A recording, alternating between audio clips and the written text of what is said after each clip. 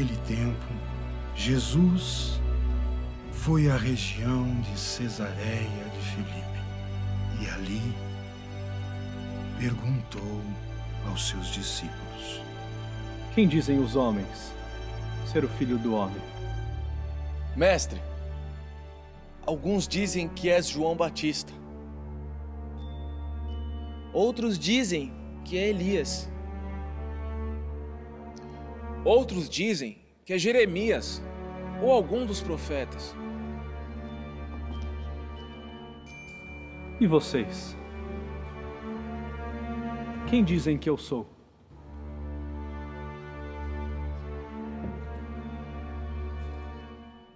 Tu és o Messias, o Filho de Deus vivo. Feliz é você, Simão, filho de Jonas. Porque não foi nenhum ser humano que te revelou isso, mas o meu Pai que está no céu. Por isso eu digo, você é Pedro, e sob esta pedra edificarei a minha igreja. E o poder do inferno nunca poderá vencê-la. Te darei as chaves do reino dos céus. Tudo o que você ligar na terra será ligado no céu. E tudo o que você desligar na terra será desligado no céu.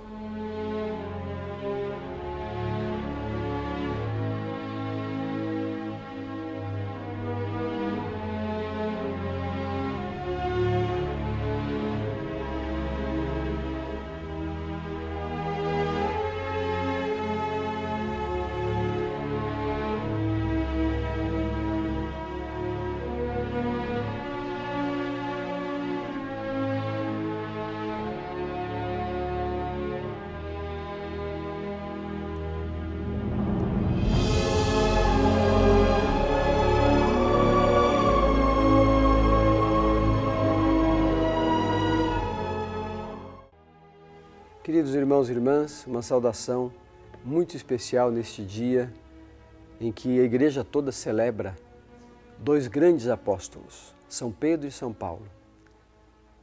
A igreja hoje nos apresenta uma festa rica de significado. Celebramos estes dois grandes apóstolos que marcaram o princípio da igreja. No início, Pedro recebeu do próprio Cristo a missão de confirmar os irmãos na fé, de ser aquele que iria estar à frente dos irmãos na fé. Paulo, depois de reconhecer Jesus Cristo, de fazer a sua conversão, se torna o maior dos apóstolos, o maior pregador do Evangelho para as nações pagãs, para os gentios. Portanto, esses dois apóstolos dão para nós a configuração da igreja. A Igreja Católica Apostólica Romana nasceu deste desejo do Senhor Jesus Cristo de ser no mundo um sinal da presença do reino. Mas um sinal humano. Humano porque formada a igreja, formada por pessoas. Um sinal humano porque é uma igreja constituída por seres humanos. Mas na sua constituição, na sua formação, é divina, porque foi Cristo que a fez, foi Cristo que a constituiu. Foi Jesus Cristo que chamou os apóstolos e continua chamando hoje as pessoas para serem membros dessa igreja, para que ela seja esse sinal de caminhada para o reino dos céus.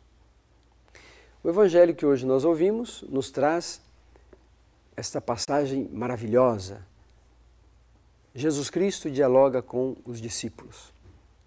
Depois dialoga especialmente com um deles e promete aquilo que vai acontecer.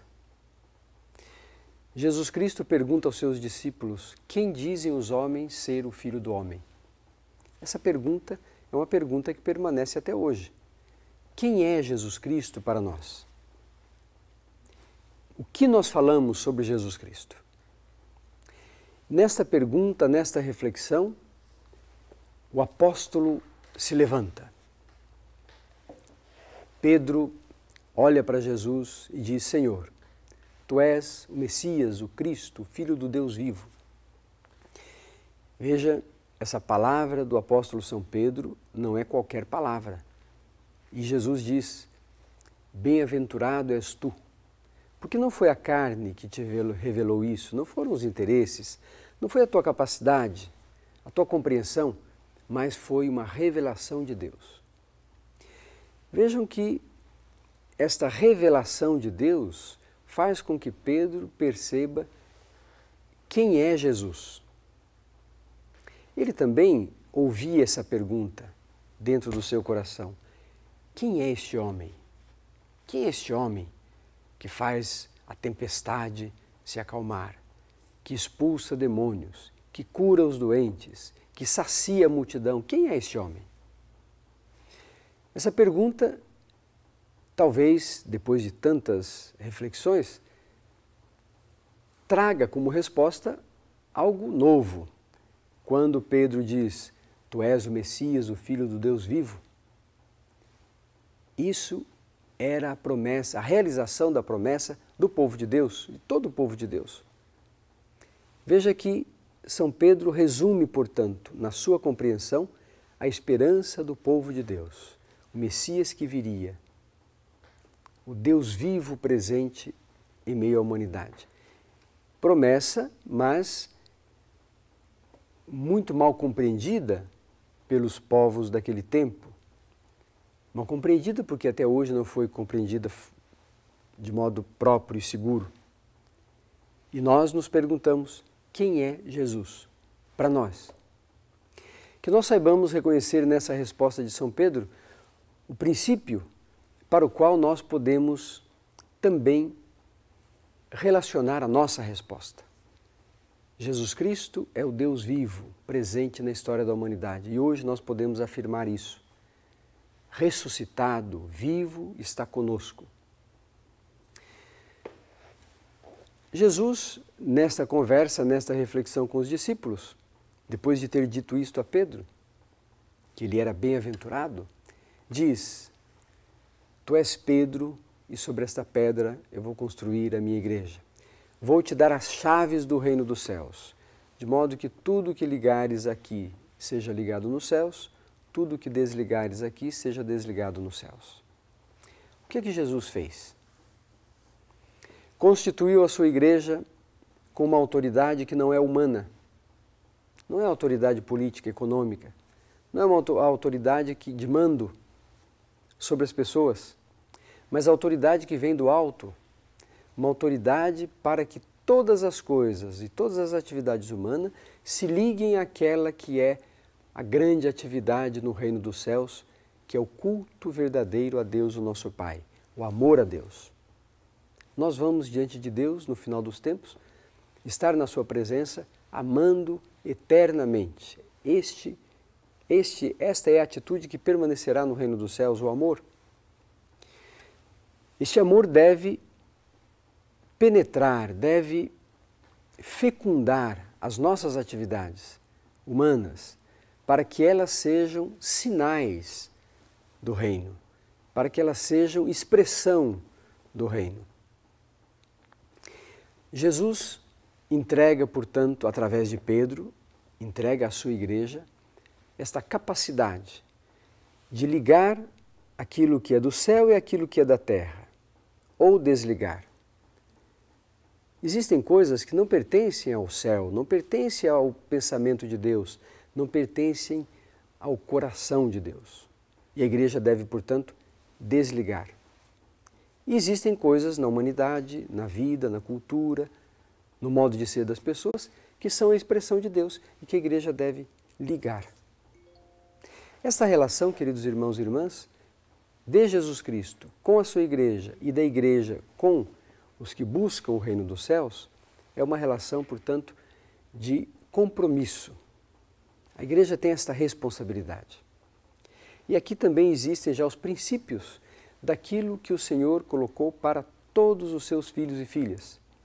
Para chegarmos até Deus, nós temos que estar em estado de graça, ou seja, sem pecado. Como é que nós eliminamos o pecado? A única coisa que pode eliminar o pecado do meio de nós e do coração de cada um de nós é o perdão de Deus. Deus é que nos perdoa e nos ajuda, nos dá força.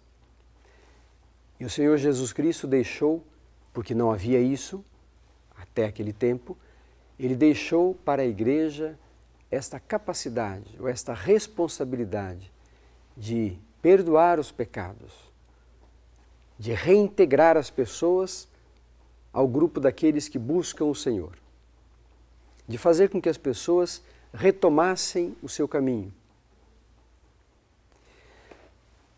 Com isso, queridos irmãos e irmãs, nós nos sentimos seguros, porque o Senhor Jesus Cristo constituiu a sua igreja. Portanto, se Ele constituiu a sua igreja, vai cuidar dela, ela não vai perecer. Constituiu na sua igreja a capacidade de perdoar os pecados, de ligar e desligar, e deu à sua igreja algo novo. As portas do inferno não terão força contra ela. Então, por mais que nós nos sintamos atingidos, ameaçados, por mais que a gente sinta que a igreja é ameaçada, ela não vai ser perdida, ela não vai ser atacada de modo definitivo. Por quê? Porque o Senhor está com ela, está dentro dela. E a promessa que Ele fez é de que as portas do inferno não terão força.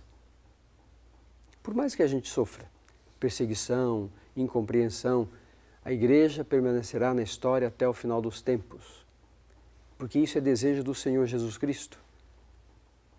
Talvez a humanidade gostaria que a igreja não houvesse, não existisse. Talvez as pessoas, e muitas pessoas, gostariam que isso fosse relativo, mas ela é uma instituição colocada no mundo por Jesus Cristo.